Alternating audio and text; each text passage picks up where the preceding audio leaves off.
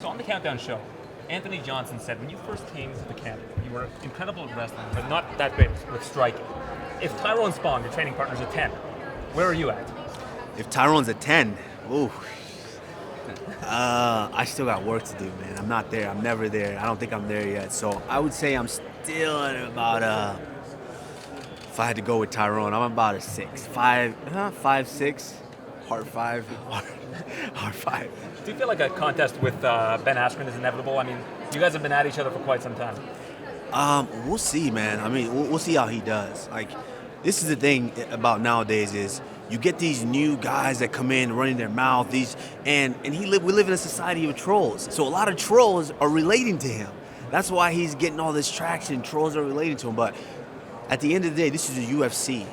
There's a certain level of product that people want to see from UFC fighters. Wait till all those trolls see his product. Let's see if they're gonna be behind him for that same product. And especially in this fight, like, he has to be the different, basically an amazing new fighter that we've ever seen before for him to even pick up more traction in this fight, because everybody knows there's a certain product you expect from Robbie Lawler. Robbie comes to bang your head out. I mean, one of the most incredible guys that we've had as champion. So if Ben Askren can't go in there and deliver his game and show new wrinkles to his game, and I mean, Robbie's just sitting there the whole time just because you're preventing him from putting out the product that everybody wants to see from him, I think this is a lose-lose for him. He better come on, he better basically vanquish Robbie, which I don't see happening. Tyron keeps saying you don't have that one specific thing that can beat him. He keeps saying this, and he's fought other guys, and they've had that one specific thing. How do you beat Tyron Woodley? Is there a specific thing that you can do to him? Well, all those other guys that had one specific thing, did they beat him? Absolutely not. Can you name one specific thing that Rory McDonald does very well? Does a lot pretty well, you know? And Rory beat the shit out of him. So what am I worried about?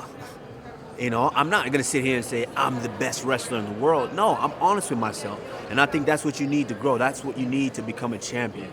I'm honest with myself. I know I'm not the best striker in the world. I know I'm not the best grappler in the world. I know I'm not the best wrestler in the world. But to mix it up right now, I'm better than him for sure. So we'll find out Saturday night. If you were to go skill for skill with him, whether it's grappling, striking, where do you think your biggest strength lays? Well, this is not, you know, a taekwondo match or a wrestling match or this and that. Even though in wrestling I think I would have whooped his ass. But this is not taekwondo or just wrestling or this. This is MMA. This is why I chose this sport. You get the ability to mix it up, use all the different tools that you have to be victorious. And that's what I do better than anybody right now. And we'll see how this plays out Saturday.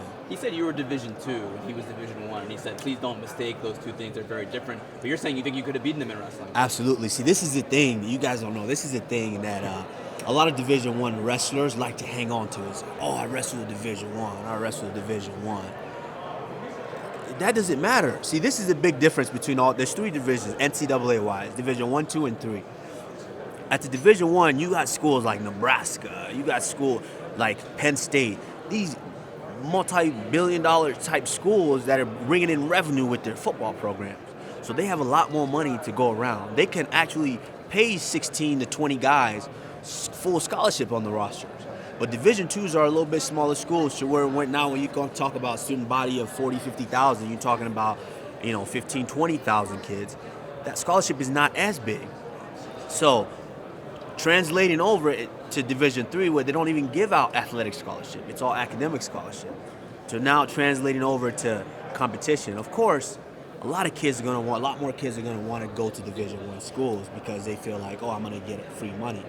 And then Division 2 schools, lesser kids are going to want to go to Division 2 schools, to where Division 3, hardly any kids. If I can get an athletic scholarship, why would I settle for that school?